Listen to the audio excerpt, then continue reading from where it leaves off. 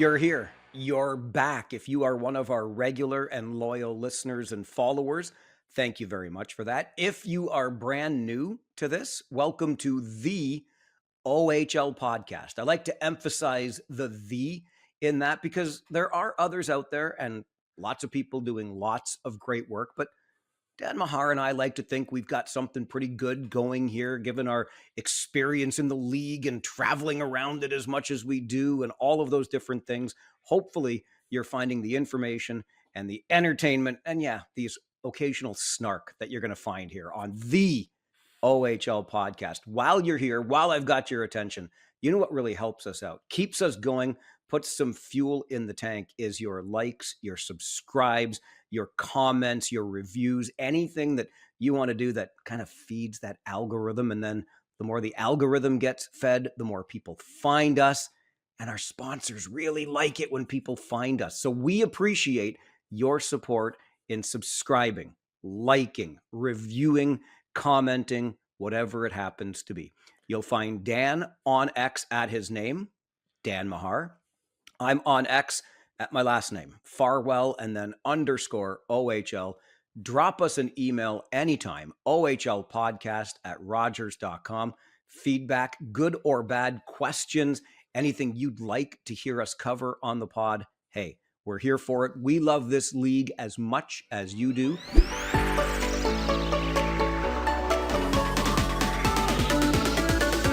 Dan, let's dive in with reporting this week from Darren Dreger at TSN. For those of us, or for those of you listening outside of Canada, that's like ESPN, except the Canadian version, okay? And Darren reports the following. The NHL and CHL met this week. A lot of discussion on the potential of a new approach to North American junior hockey. The NHL could direct and help guide the future expansion and growth of a bigger league. Very preliminary talks with much more discussion ahead. What do you make of this, Dan Mahar? Well, just on the surface, I'm not surprised at all. We've known for a while that the NHL isn't necessarily happy with the current CBA agreement between them and the CHL. It's pretty much been the same thing for a long, long time. It has certain protections, like players through their 19-year-old year have to be returned to junior if they're not in the NHL. There's no AHL allotment there. There's a number of other rules that NHL clubs are starting to find restrictive. Many of them I actually believe are favor junior for the right reasons. We need a viable junior hockey league, and to do that, you need a fan base, and to get a fan base, you need it to have the elite talent and talent that's on the cusp of the NHL. So the agreement has to take both sides into consideration. It can't be one-sided. And I hear some people say, well, the NHL makes all the money, they have all the power, they can do what they want with these junior leagues. Well, it's not quite true because they still need viable markets. And as this gets explored, I don't know exactly what they're looking at doing. We've already heard whispers that they'd like to have that AHL allowance relaxed a little. Maybe first round picks get to play in the AHL, that type of thing. But with the new landscape, like with the NCAA rules and the USHL in some trouble, we know that one of the issues the NHL has is that scouts have to scout too many bloody leagues, to put it mildly. It's hard to see this many teams. So if they wanted to make some sort of a super league, figure out which markets are viable from the USHL, out west, etc., and combine it into one super loop, that would be great for the NHL. I'm just speculating here, but we'll see what implications this has for the OHL and CHL. But I suspect that some changes will not be terribly popular amongst junior, but some changes likely coming here. It's funny because I had conversations with a couple of scouts at the game I was at on Sunday in London, and that very thing came up, Dan. I always like to check in with these guys if I haven't seen them in a while, and they are putting on miles. It's from Europe back to North America. It's the Western League. It's the Ontario League. It's the Q, you name it. And there is a lot of miles to be put on. So I hear where you're coming from on that. You have touched on one of the things that concerns me the most in this reporting from Darren Dreger, and that is the idea, and we talked about it on this podcast last fall, when word came out that there is an interest in the next collective bargaining agreement for the National Hockey League, opening up AHL eligibility to 19-year-olds. And as you pointed out, that could really diminish the talent available in the junior leagues, which is not good for those markets because the best players might be getting scooped up at 19 right now. You can go at 18 after you're drafted if you're signed. Other than that, you're coming back in most cases to major junior hockey in Canada. So I do worry about that a little bit. The other thing that concerns me, and maybe I'm reading too much into Darren Dreger's reporting here, but he talks about a new format for junior hockey in North America. So you and I obviously cover the OHL, which is part of the CHL. And with the NCAA rule change, forgive me throwing around all these leagues, but we have seen what's happened to the outlaw BCHL league, players starting to flood into the CHL. There's been a lot of NCAA movement. Players eligible for the NCAA remain eligible, but have come to play in the CHL. And I just, like I said, maybe I'm reading too much into it, but I want to make sure that the sanctity of the Canadian Hockey League remains intact because as a Canadian, and you'll know this as well as I do, Dan, when we look at the National Hockey League and the expansion that it has undergone under the leadership of Gary Bettman, it is a US based league in markets we never would have otherwise imagined. I'm not saying we're going to have a North American junior league that includes Arizona, California. We might. I don't know. That's not what I'm getting at, though. It's just 7 Canadian National Hockey League teams. Fans of the game like to talk about that not being enough. And we feel as though the game that we hold so dear is no longer just kind of our game. And I worry when Dreger's talking about North American junior hockey, does that mean there's going to be a lot more US based teams? I've got nothing against our American friends here, but lots of questions get asked. Why are there 3 American teams in Erie, Flint, and Saginaw in the quote unquote Ontario Hockey League? How many more might we see if I'm not reading too much into what Dreger's reporting here? Oh, it's a fair question. Absolutely. And, I think in the world we're in right now, Mike, people are probably, I know I'm getting a little tired of these power plays. So you want to make sure that this isn't a total power play. When they say guide junior leagues, that's careful wording in my mind. And I think it's careful wording strategically. They're not trying to sound alarm bells. And I find, Mike, when you have this discourse publicly, you can always tell there's 2 camps: those that support and follow junior hockey and those that don't. Because those that don't are always, oh, who cares? Let 18, 19-year-olds play in the HL. Oh, there's nothing they can learn playing against kids and yada, yada, yada. Which, my stance, I believe, is absolute garbage. I believe if you're not good enough to play in the NHL yet, you're absolutely not too good for a junior in most cases. Maybe there's the outlier cases where it makes sense to them play a little bit in the AHL, but for the most part, I think there's still plenty you can learn from junior. But in this whole thing for me, Mike, the bottom line is no matter what they do, I just hope that they don't dismiss fan wishes and fan accounts, because it is a fan driven league. It's the fans that buy the product. It's the fans that care about the product. And you can't just dismiss that out of hand and say, well, we don't need these 18, 19-year-old star players in junior anymore. They're better served here or there. Well, that really kills the league from a fan standpoint. And yeah, maybe in some tiny measure in someone's mind, this might help someone's development somewhere. I think that's really hard to quantify at this point. But at the end of the day, if you're taking the best product away from fans in some of these markets and killing these markets, you're doing a disservice to the people that drive it. And if you don't have the gate, you don't have the fans, how do you create the environment that these players flourish in like they do now? So a roundabout way of me saying, I hope they don't dismiss the fans in this and that they make these markets strong and viable. And B, keep in mind that a lot of these organizations are run very professionally. They have all kinds of amenities and resources for their players. So if the guidance is how to get all of the markets to a standard, I'm okay with that. But they got to keep in mind that you're trying to help these markets and help the fan bases. It can't be entirely self-serving from the NHL top down. That's my main point. How many times have we said when it comes to development, Dan, that we have seen cases of players going to the National Hockey League too soon and having their development stunted? You never see it coming back the other way. There's no real downside to having an extra year of junior hockey. Oh, and I would argue that till the cows come home, Mike, because like you just said, we could rhyme off a list of players who I believe were stunted or at least hurt by being brought up to the HL and NHL too soon. It's really hard to think of any, and I know you could say, well, what about this guy or that guy who never made it? But the end of the day, I don't know how it hurts you to play in a league where you actually have room to operate and can work on your skill game and be a leader in the room and all those things. So I believe that there's an extremely strong argument for playing junior while you're a teenager, regardless of who you are. And there's not a really strong argument, in my opinion, for playing in the AHL at those ages because those players don't get a lot of ice time. So, yes, there's things they can take from it. They can learn the pro environment, they can learn from some of the vets. But at the end of the day, I've seen it hurt a lot more players than I can think of that it helped. So, I think some of the stubborn voices we're hearing from the NHL loop need to realize that.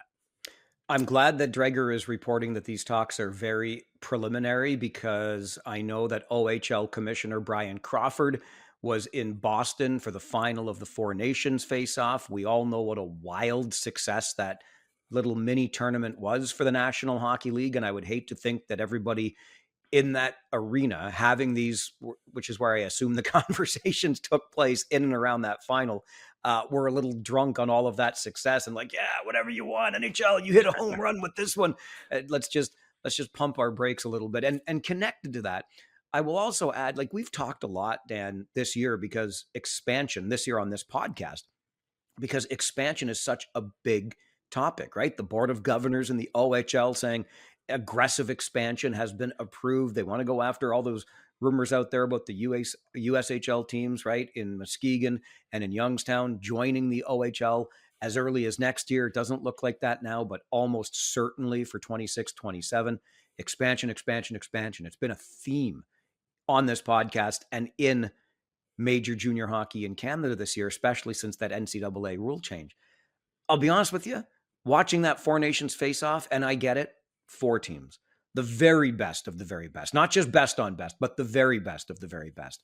But how much of a treat was that as a hockey fan to see the proverbial that fourth line would be the first line on any team anywhere, etc. But the high caliber of hockey that we got to enjoy from every team that competed at the Four Nations. And I'll just be honest with you, I'm a little bit less enthusiastic today about expansion in the Ontario Hockey League or the Canadian Hockey League than I was 3 weeks ago. I understand the economic argument. I got pretty excited about it early on because the chance to see new markets and see how the game looks in other markets in the US or wherever is kind of appealing to me. I've been doing this loop in the OHL for 25 years. There hasn't been an expansion in my entire time in the league. So, it's just nice to see these new markets, but I don't know. And I understand the economic argument, but there's a part of me that's pining for the 21 team National Hockey League that I grew up with. And I don't want to be that guy covering a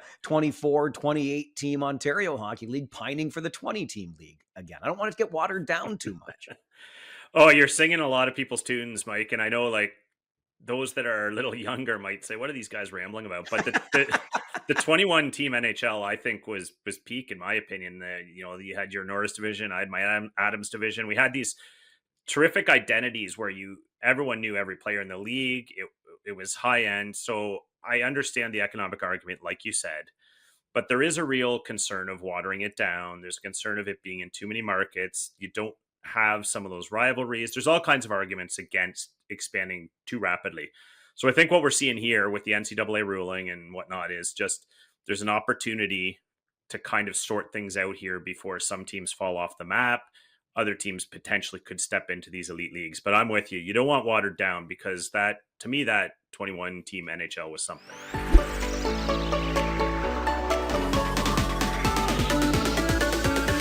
All right, let's stick with the Four Nations theme for just a moment longer here because the Ontario Hockey League, again, focusing on that because it's the OHL podcast, OHL represented very well at that tournament, Dan. Incredibly well. I mean, we saw 8 former OHLers on the champion Team Canada. There was on the American team as well. Not just representation, Mike. I would say key prime representation. I mean, you look at that overtime winning goal, Mitch Marner to Connor McDavid, 2 OHLers. You look at just up and down that lineup. I mean, when we had the injury to Shea Theodore and Josh Morrissey went down as well. Who do they call on? Thomas Harley. There's another OHL alum. So the roster goes deep. It's beyond just who was initially named. We forget that Alex Pietrangelo was initially named to that roster. So there's another OHLer that didn't play in the tournament and was ultimately replaced by an OHLer when Drew Doughty came on board. So it's just on and on and on. And when you look at that, you look at a team has the best hockey country in the world, has an opportunity to pick the best players, and they take that many former OHLers. What does that tell you about the caliber of the OHL as a feeder league to the NHL with how many leagues are out there? So I think, yeah, the OHL was extremely well represented, Mike. And I mean, we all saw it with our own eyes. This is the prime feeder league. The Kachuk brothers, who were the straws stirring the drink for Team USA. Don't forget that Matthew came through the Ontario Hockey League, and you touch on it with the gold medal winning Canadians, the game-winning goal in overtime, former London Knight Mitch Marner to former Erie Otter Connor McDavid. And I will still fight you that Connor McDavid is the greatest hockey player in the world today. If he was good enough to play in this league with the Erie Otters for 3 years, so are your other players, Gary Bettman and whoever's coming next in the NHL with these preliminary talks that Darren Dreger is reporting. Come on. Oh, absolutely. I don't think there's anyone anywhere doubting that Connor McDavid is the best player in the world. But what I love is the point you just touched on too, but the American team. So, tit for tat, you can say who is like Canada won for sure. The Americans, we all saw it. We're right there and are right there. That's as talented a team as you'll see put together. And they went to you mentioned Matthew Tkachuk, you saw Vinny Trocheck. I mean, there's former OHLers that they go to as well. And it's just so great to see them performing at that highest level because we all saw them here. We all saw it coming, and we saw it for, what is it, 20, $25 a game when these players came through. So, I mean, it's just great to see at that level because we haven't had best on best in a while.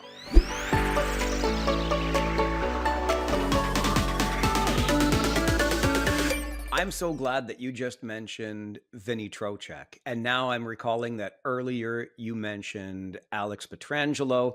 There are two former OHLers from teams that we wanted to highlight on this week's episode of the OHL podcast. Let's start with Vinny Trocheck's former team in Saginaw. And Dan Mahar, hang on.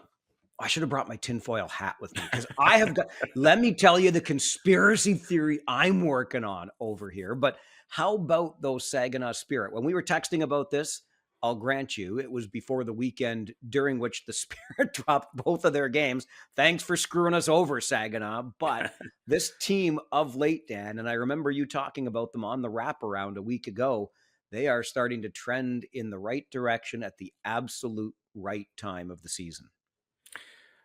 They indeed are. You look at here's the thing. When you talk to Saginaw fans or anyone, why do you want to talk to the Saginaw fans? Well, no, I love Saginaw. And they love our podcast. Yeah, because we get some pushback here because they say, yeah, they're scoring a ton, but man, do they ever not defend right now? They're not defending at all. I say, well, you know what? This is junior hockey though, and this is what I love about it. And the hardest thing to do in hockey is put that puck in the net, and they're doing that in spades. Yes, you'd like to see them tighten up. They're still holding on to home ice advantage in a playoff spot, which is terrific, given that they traded away a lot of their assets. So let's enjoy it. Let's enjoy the fun. Sure, they'll get it together. They're probably relinquishing a few more shots than they'd like. But any day of the week, I'll take a game that then 6-4, 5-3 than these 2-1 games that the coaches love. But from an entertainment standpoint, Saginaw is as good as it gets right now. And you talk about the assets that they traded away in Joey Willis, Will Bishop, Ethan Hay, 16 draft picks coming back to restock those cupboards for the defending Memorial Cup champions. I'm going to call this, though, the Igor Chernyshov effect, because, of course, he plays his first game on January the 30th. He's missed one of them since, but he's played 12 of the 13 games that Saginaw has played since January the 30th. And the team is 9-4 in that stretch, had been 9-2 coming into this weekend, scoring 71 goals over that stretch, an average of 5.46 per game, which is almost a full goal above the season average for the Saginaw Spirit. And how about Chernyshov in those games? 32 points. You guys got 32 points in the 12 games that he has played, with 12 goals and 20 assists and points in every one of the games. save for one. So 11 of the 12 games that Chernyshov has appeared in, he has picked up at least a point. So maybe that makes the redistribution of those assets to Kingston, who are loading up in the East, getting those draft picks back for Saginaw, easier and or worth it for Dave Drinkel, because he was inserting a second round NHL draft pick to San Jose into his lineup in Chernyshov. And it's been wonderful for the team, tons of fun to watch. And now let me get to my wackadoodle conspiracy theory here. But this is what I'm thinking, Dan. And if I'm OHL Commissioner Brian Crawford, I am trying come heck or high water, just like all of the accusations that the NFL was trying to cook things so that Patrick Mahomes and the Kansas City Chiefs could make it back to a Super Bowl. If ifs and buts were candies and nuts, we'd all have a Merry Christmas. I get that. But let me give you this big if, the Western Conference plays out the way it is currently set up. It looks to me, I mean, it's not, the final chapter's not written yet, but Saginaw's likely to finish fourth. I think they have enough of a cushion on Erie to hold on to that fourth spot. So you're going to have, most likely, at the end of the regular season in the West, London, Windsor, Kitchener, Saginaw. If the top four teams with home ice advantage advance, you get a second round playoff series in the Western Conference that is both an OHL championship and Memorial Cup final rematch from a year ago. Tell me that wouldn't be, I don't like the word, but I'll say it, epic for the Ontario Hockey League. Come on, Dansky, get behind me on this one. Oh, those would be two fantastic second round series in the West if it fell that way. We're not sure it will, but yeah, look, I think when you talk about Chernyshov, Mike, you look at the offensive performances we're seeing in the league this year, and that's one of the highlights. And this is what makes it worth the price of admission. And when you talk about, and the last topic we talked about, some of these players that, if they put up these numbers, should they not be in the AHL or somewhere else? Look at the opportunity a player like Chernyshov has here to demonstrate that in the playoffs, in the toughest times, when he's getting the toughest matchups and having that, potentially powerhouse London Knights team that's really hard to score on. You don't think that's good for his development to face that in the playoffs for the future of his NHL career? I think it would be a fantastic watch and fantastic for the kid. So, yeah, I'm tinfoil hat or not, I'd love to see that series.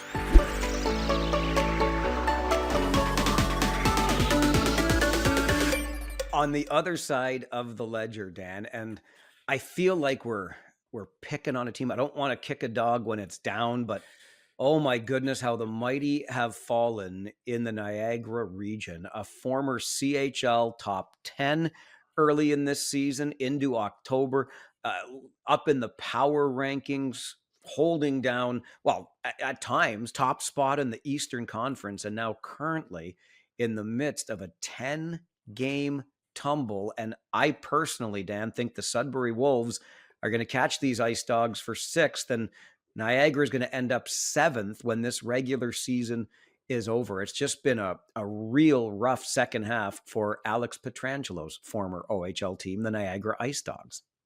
It's been awful. And, there's lots of reasons for it that we know they're struggling with health. We know they've had their goaltenders injured. Really hard things to overcome. But there's a lot pointing in the wrong direction for this team right now. And you got to be hungry if you're an opponent looking at potentially playing them. And because they did so well in the first half, they're probably going to end up playing, depending how far they fall here, they could end up playing a team that was below them, probably didn't deserve to get an easier first round matchup. And it's probably looking at it right now and saying that looks easy to me.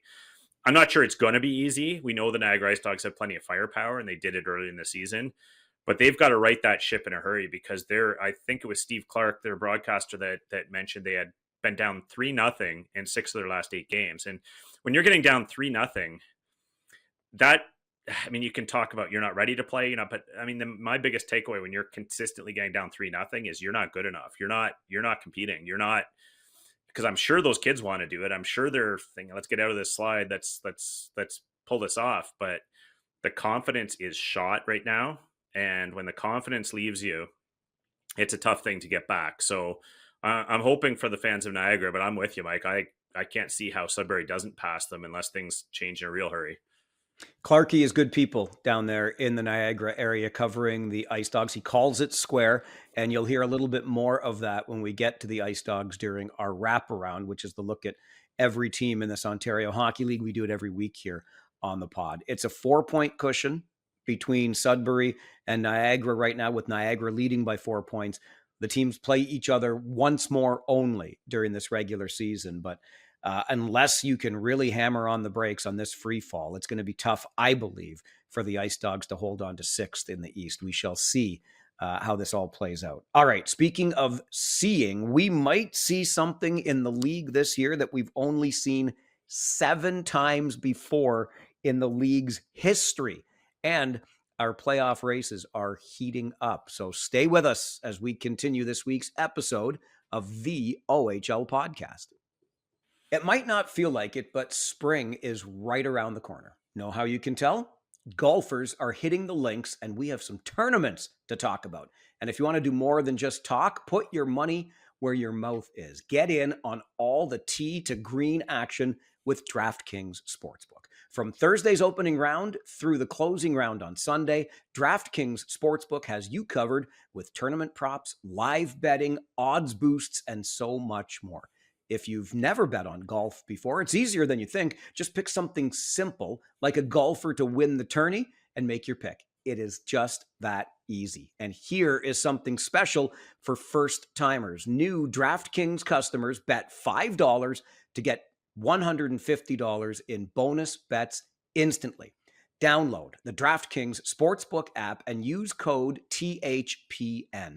That's code THPN for new customers to get $150 in bonus bets when you bet just $5. Only on DraftKings. The crown is yours.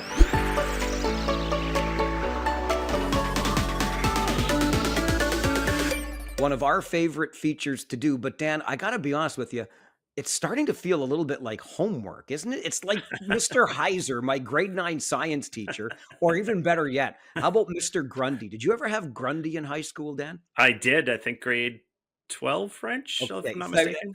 Also grade 12 French for me. And he, the wily veteran that he was, would say it in French, pour votre plaisir ce soir, for your pleasure this evening. Here's your homework. I feel like I'm in Grundy's grade 12 French class again, Dan. This homework, no offense, Mr. Grundy, but this homework's more fun though, isn't it? That is an excellent point. Don't make me conjugate another French verb, please, for the love of all things holy. All right. It's what we call the wraparound, a look around the entire Ontario Hockey League. Each team gets a nod, and Dan, you are on Western Conference duty this week. So why don't you start us off? Sure, I'll kick us off in Erie, Mike, and it's probably not what the fans are going to want to hear, but is it me, or are the Erie Otters the definition of mediocre this year? 27 wins, 28 losses when you count all losses, 191 goals for, 205 against, 9 points in the last 10, and it feels like it has been this way all year. So when you're looking at those class averages, Mike, that Mr. Grundy or Mr. Heiser gave you, and you're looking for that mean, that's the Erie Otters. Mono for Matthew Schaefer, the broken clavicle for Matthew Schaefer. Surely that's a part of the mediocrity. Yeah. Oh, 100%. 100%. Yeah. All right. In Barrie, the Colts come from behind to beat Peterborough on Saturday. And in the process, the Barrie Colts clinch a playoff spot. The top 4 teams in the East have now clinched, while the top 3 in the West have claimed a spot. Barrie sits second in the Eastern Conference and leads the Central Division by 9 points over Brampton with 12 games remaining. Nice. Turning to Flint, Mike. Trying not to start this wraparound too negative, but no player has scored 20 goals in a Flint uniform this year. And I know, hold on, someone's going to say, well, Sam McHugh's got 27, but only I was about to say that. Only 9 of those scored in a Flint uniform. So point being, no player that has been there all season has hit the 20-goal mark. And it reminds me of the predictions, Mike, when I said I just don't know where the goals are going to come from. And I'm still asking myself that question 55 games into this season. If only Mr. Grundy, our grade 12 French teacher, had the same philosophy in marking our papers, Dan, that we have in the wraparound. Like, we don't want to be too negative, right? Remember, Grundy would come back with all that red ink on things, let me tell you. Okay, next on the eastern side, we'll go to Brampton. And Dan, I know you touched on this last week, but the Steelheads are continuing to serve notice to the Eastern Conference. After getting props from you a week ago here on the Wraparound, Brampton went out and picked up 5 of a possible 6 points this week with wins over Oshawa and Sudbury and an overtime loss to London. The Steelheads now have 7 wins and that overtime loss in their past 10, and they've scored 53 goals in that span. Meantime, draft eligible Porter Martone has established a new franchise record for points and assists, reaching 56 helpers and 84 points in Brampton's win over Oshawa this past week. Very good. Very good. And I want to give another shout out to a player that's kind of caught my eye this year for under the radar work, Mike, and Guelph, and that is overage player Ryan McGuire. So turbulent year for Mr. McGuire, caught up in the overage crunch, ended up going to do a stint in the GOJHL from late November till the trade deadline in January when they got it sorted out. Back he comes, and 11 of his 18 points in the season have come since he's returned. So he's contributing on the score sheet as well as what he always does from a leadership and physicality standpoint, Mike. I felt bad for the guy getting caught in that numbers crunch. Like the way he plays the game, and get to see him on Tuesday night this week when the Guelph Storm come to Kitchener. Yeah. All right. In Brantford, the Telephone City featured a 2-assist performance in a win over Peterborough when Bulldogs captain Patrick Thomas established a new franchise record for assists in a single season, reaching 67 with that 2-assist performance.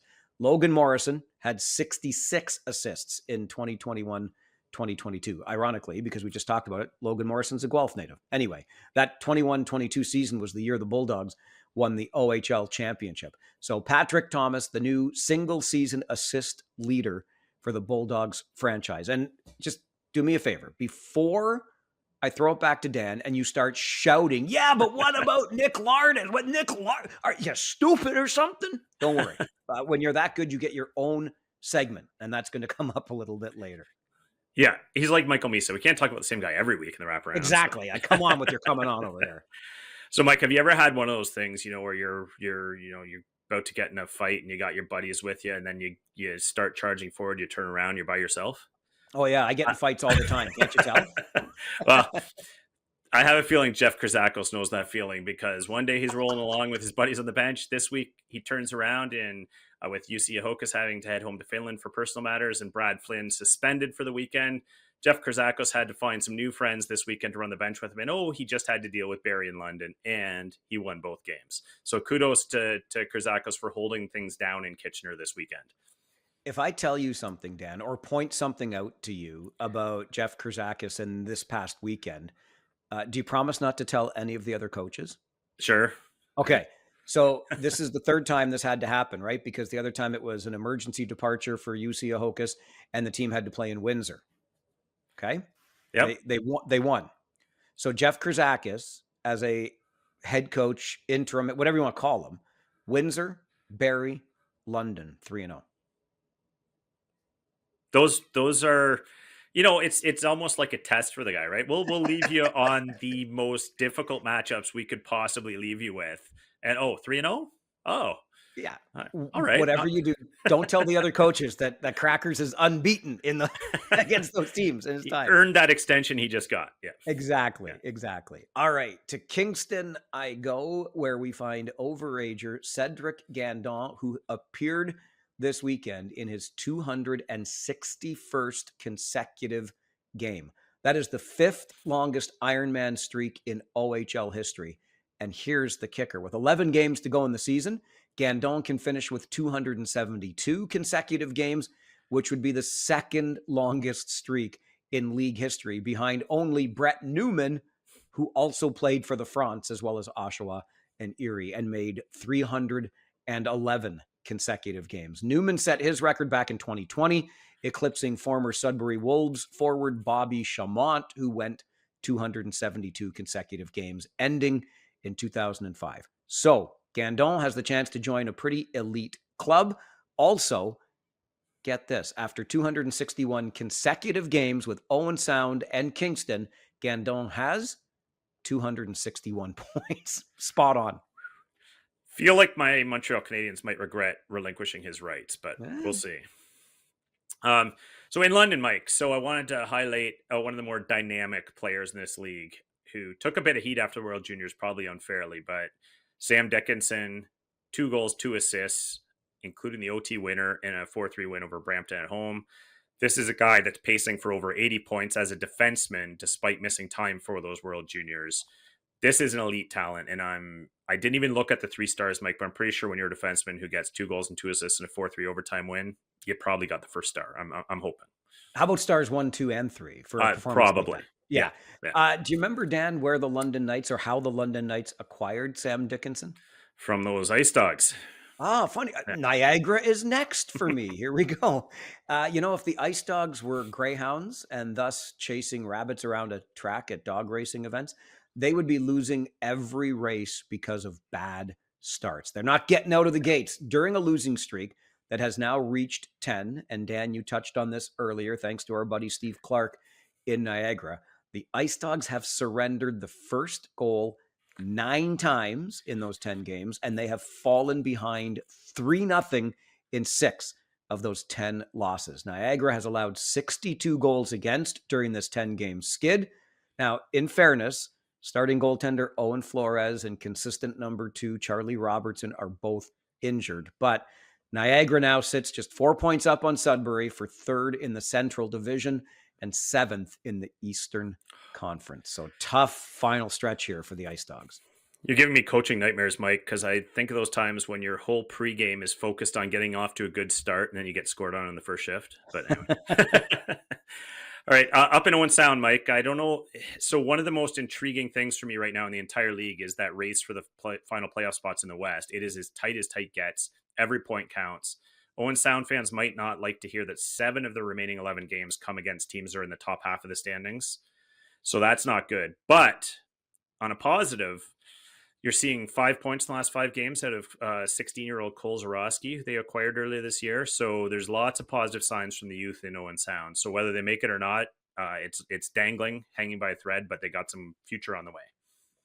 To the gateway of the North and North Bay, where after 3 straight trips to the Eastern Conference Final, North Bay is now battling hard to make the playoffs this year. The Battalion took 2 of 3 on a weekend road trip through Saginaw, Flint, and Sarnia, and they've won 5 of 6 overall. Now, that's helped North Bay to create a 4-point cushion over Ottawa for that final playoff spot in the East. Jacob Therrien and overager Andrew LeBlanc are leading the charge offensively. LeBlanc picking up points in 7 of his past 8 games. He's got 3 goals, 4 assists in that span. Therrien, meantime, is on a 7-game heater with 5 goals and 3 assists in his past 7 games. Impressive from that bunch. You bet.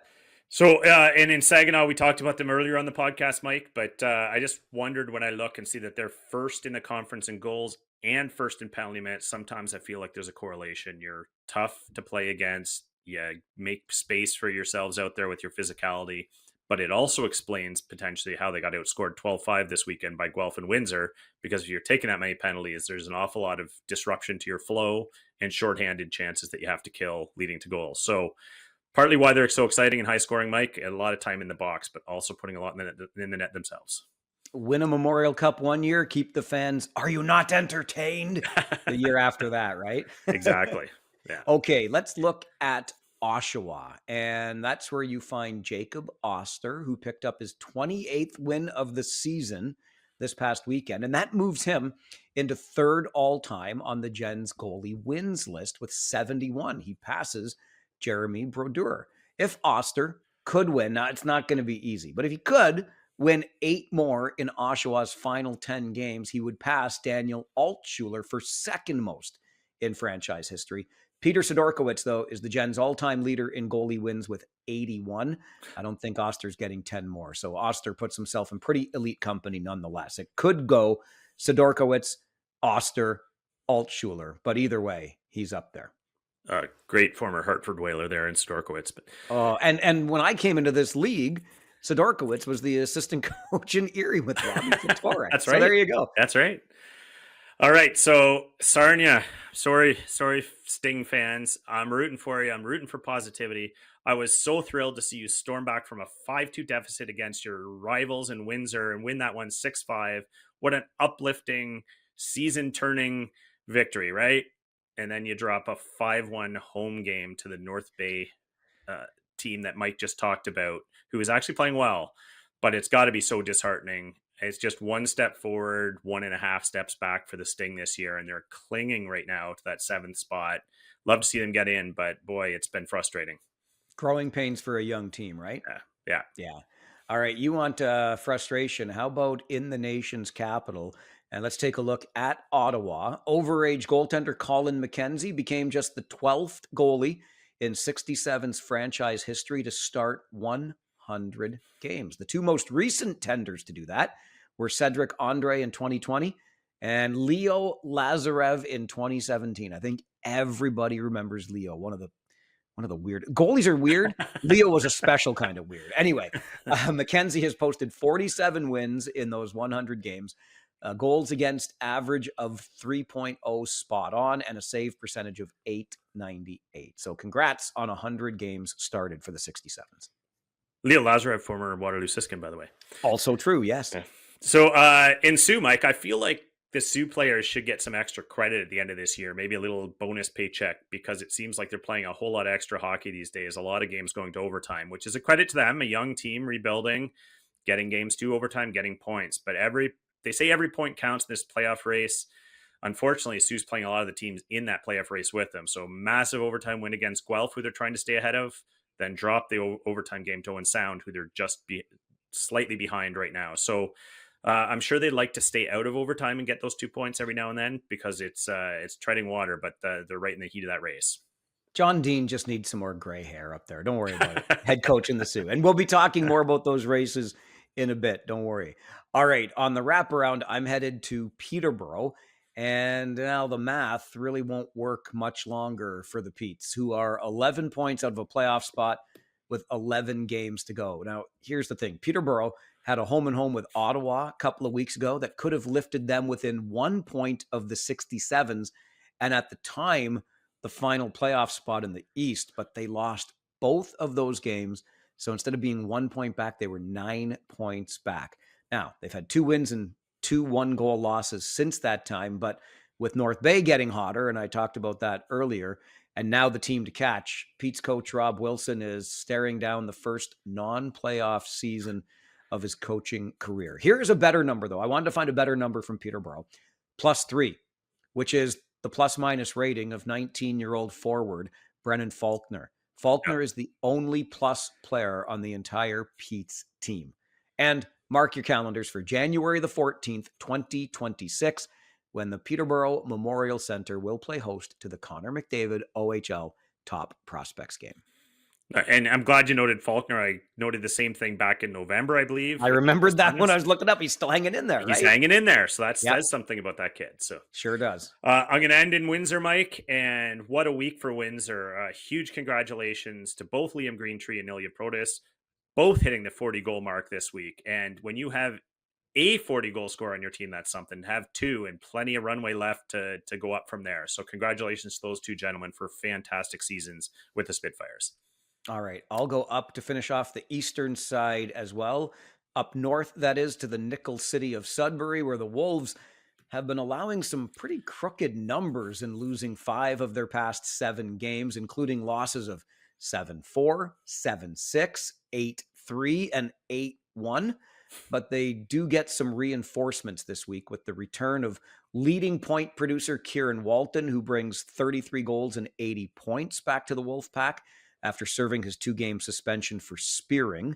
Defenseman Noah Roberts also back from a 2-game ban for exceeding the fight threshold. We know in the OHL that's 3 in a season, 2-game suspension after that. And Quinton Musty still has 1 game to serve in his 2-game suspension for abuse of an official. Nathan Villeneuve, meantime, picked up 4 points, including 2 goals in a big 8-1 win over Owen Sound. And that gives the Seattle Kraken prospect the first 30-goal season of his OHL career. So a nice milestone for Villeneuve, and a lot of suspensions right now in Sudbury. Yeah, and I feel like we say this every week, but also a team I wouldn't want to face in the playoffs, Mike. There's a lot of playoff-style players in that lineup.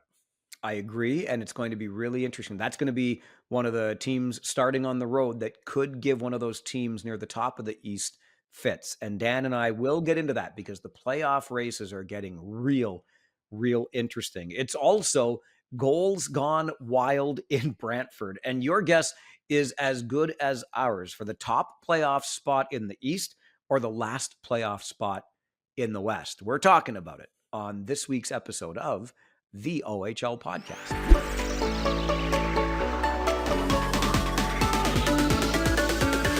Dan, let me give you the numbers this way. We're looking at most goals and points in a single Bulldogs season, 63 goals, 103 points.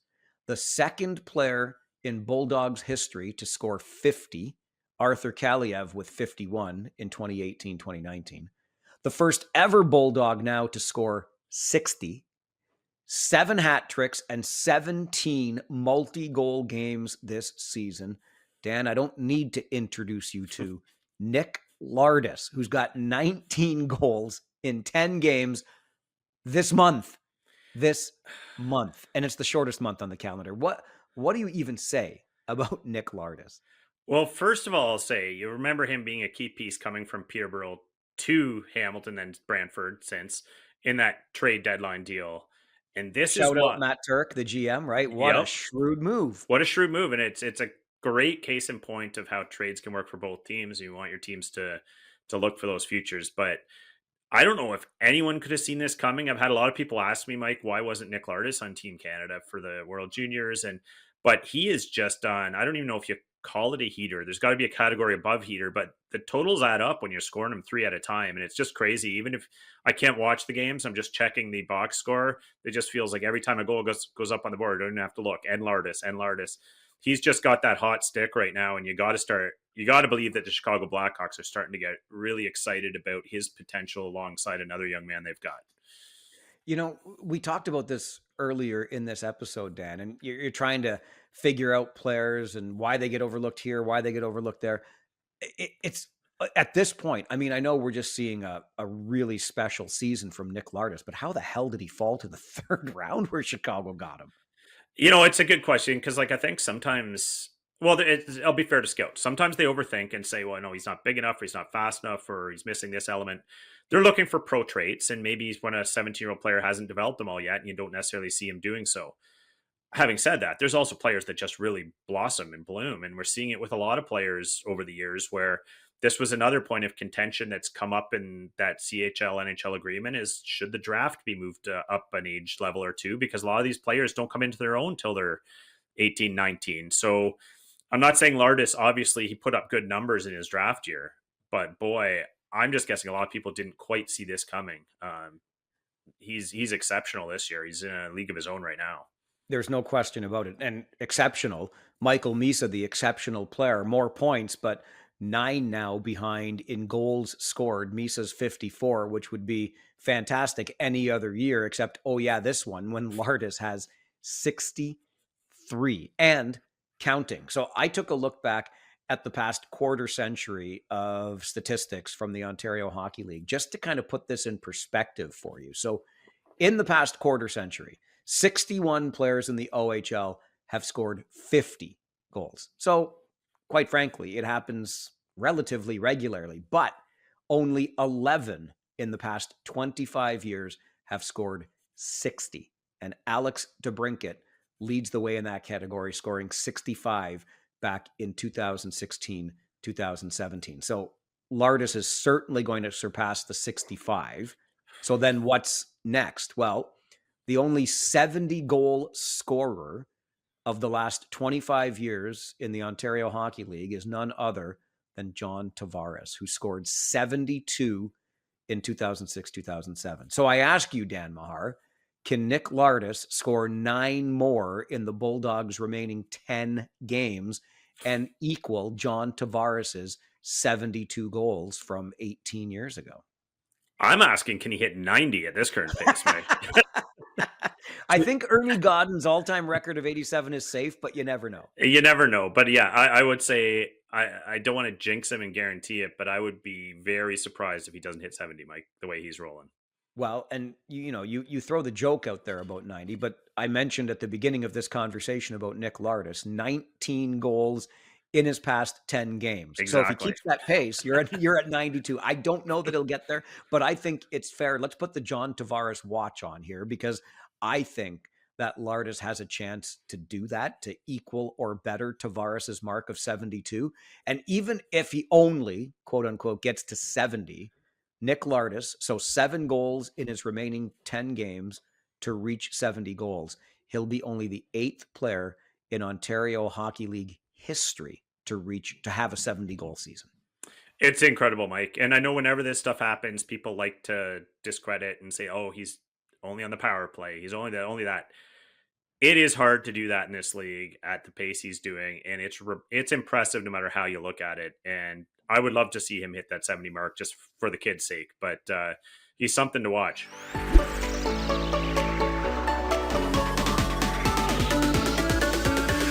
All right, let's stay in the Eastern Conference, Dan, and talk about playoff races. And I guess that means we're sort of starting at the top because what we have at the top of the Eastern Conference right now is 4 teams separated by 5 points. Brantford, Barrie, Oshawa, Kingston. Currently, your top 4 in the East, only 5 points separate them.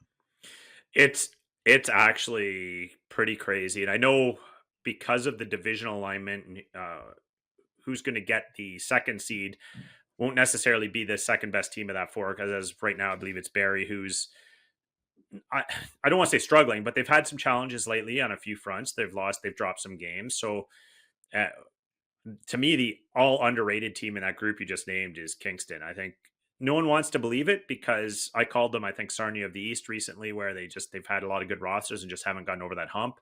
And until you do, no one wants to believe. But I'm telling you, with Troy Mann and this team this year, they're for real. They're a veteran team. They don't have any visible weakness that I see. They're kind of well rounded in all regards. So I wouldn't be shocked to see them sneak up and grab that spot. But I mean, all along, I predicted Oshawa as my number 1 team in the East this year, and it looks like they're right on the cusp. I think they'll still get it, but it's going to be fascinating the last 10 games to see who really wants it. I think Oshawa would be my odds-on favorite. You don't play the games on paper, I'll grant you, but these high-caliber teams in the East are kind of winning those games they're supposed to win, if you will. And when you look at the schedule remaining for those 4 teams, Brantford, Barrie, Oshawa, Kingston, for the final 10 to 12 games, the sched on paper sets up nicest, in my opinion, for both Barrie and Oshawa. So I'm going to give the nod to the Gens in that department too. But I mean, the Brantford Bulldogs seem to have come out of nowhere in all of this, right? One of the hottest teams in the league for a few weeks. And it's going to be really interesting to watch the top of that Eastern Conference. Probably as interesting, Dan, as watching the bottom of the West, because we've got the exact same thing. So in the East, 4 teams separated by 5 points for first.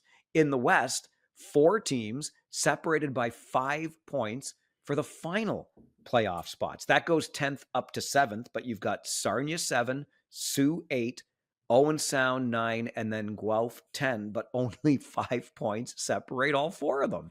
Yeah, and the crazy thing when you look at that race and you think, well, okay, I'm starting to see a little bit of separation here. Guelph's 3 points behind 9th place. Then you look, but they've also played 3 fewer games, and they've won a couple big ones recently.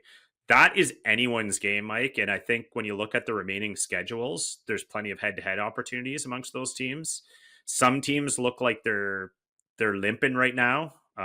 We talked about Sarnia. The other 3, it's hit and miss. They're both winning some games you wouldn't expect them to win right now. So I don't even know how to handicap that one, Mike. It's that tight. The only thing I looked at by way of handicap is the Guelph Storm. 54 games, the fewest played of any team in the OHL. Now, games in hand are only as good as the points you get in them. But if you want to look for somebody, if they basically, you could argue, have their own destiny in their hands because 5 points separates these 4 teams, and the Guelph Storm with 54 games played have played the fewest games in the entire league. So they've got games in hand on everybody. And when the margins are this thin, you never know what those games in hand mean. Exactly. And the other thing I would give them as a slight handicap, just going back to our preseason, is I think on paper, I know it means what it means, but on paper, I think they've probably got the strongest roster being iced right now. Just so much of it, though, we know comes down to goaltending. And you want to look at Carter George and say that Owen Sound's not going to have the inside track there. I wouldn't want to do it, especially the way some of their youngsters are rolling. So it's just exceptionally hard to handicap right now, Mike. It's anyone's game. It just occurred to me, Dan. Let me float this one by you. If you are Guelph or Owen Sound right now, 10-9 in the West, and I put the proverbial gun to your head and asked you the question.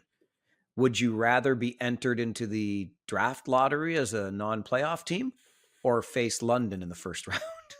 Yeah, it's a fair question. I know a lot of people hope for those higher picks. What I will say is I'm starting to come around because I used to be one of them saying, no, take the higher pick, take the higher pick. What's the point getting run out in 4 or 5 games in the playoffs? Playoff experience is so vital to these kids, especially in their short OHL careers. When you can get them battle tested, and who better to battle test yourself against than the London Knights, you'll see the best of what you're going to face in the playoffs. That experience is so helpful in subsequent years. And you're talking about the difference between a slot or two in the draft anyway. I mean, sure, maybe you win the lottery and come 1 as opposed to picking 5. You're getting a good player regardless. You're getting a high end pick. I think the playoff experience is worth it, Mike. I think you try to win every time.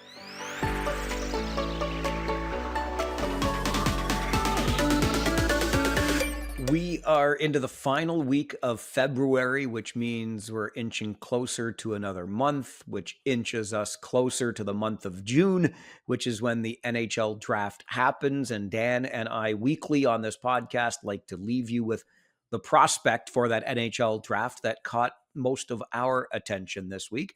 Dansky, who do you have as your prospect of the week this week? Well, a guy I know you're going to agree with, Mike, because I've tried to not be a homer most of the year, but I just can't ignore Cameron Reed anymore. This guy, I saw a draft projection this week that had him going 11th overall. Might be a little high. I'm not sure he'll go that high, but this kid, like sometimes I'd forget he's 17. The skating is just so elite. The way he controls the shift, controls the play, sticks up for teammates. 48 points already this season in 58 games, plus 31, 9 points in his last 10 games. Kid is just rolling. He's a pace dictator out there. He's a play dictator.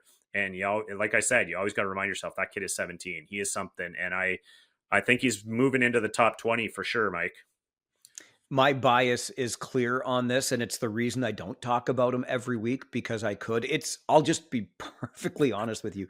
It's a real privilege to be around this young man, watch the way that he carries himself off the ice, and then you've just so well described what he's been doing on the ice. But it seems to me, Dan, like the steps forward are happening game in and game out. This guy's on a mission to be top 15 in June for an NHL team. And it looks to me like he's on the pace to do that.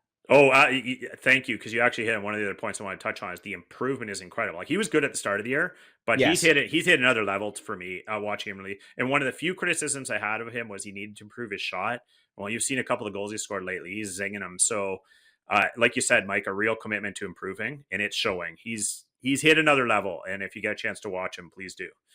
Somebody told me when Cameron Reed was drafted into the OHL at 16, that he's future captain material. And that somebody was absolutely right. They saw it in the raw material when he was a U16 player. So there you go. All right. Cameron Reed, a defenseman for Dan Mahar. Kayshawn Aitchison, my prospect of the week from the Barrie Colts. I know I'm not digging deep into the draft rankings here either, but I got a live look at this guy. Well, we both did on the weekend, Dan. And then the night after, he went out and scored his 19th and 20th goals of the season at home to Peterborough. But the Barrie Colts probably didn't have their best game in Kitchener last Friday. However, the 6,800 or so, I forget the attendance number, but in the building, really got a look at the cannon of a shot that Aitchison has. And that's just one of the tools that he brings. He used that to reach those 20 goals this season.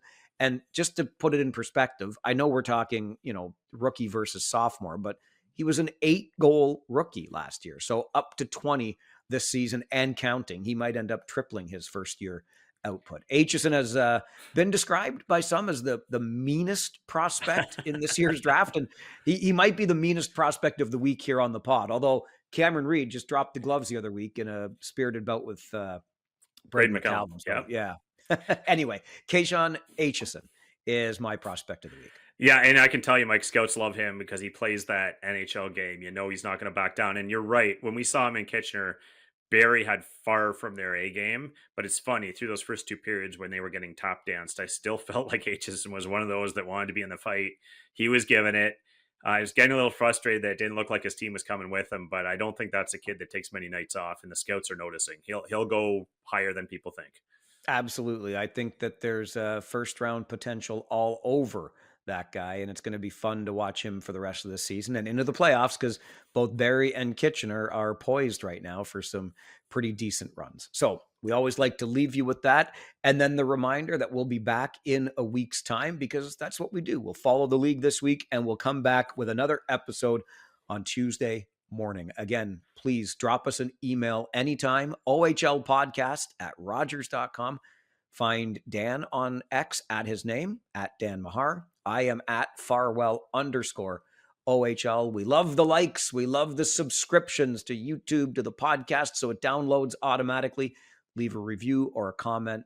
We're always here to interact and talk junior hockey with other junior hockey fans right here on the OHL podcast.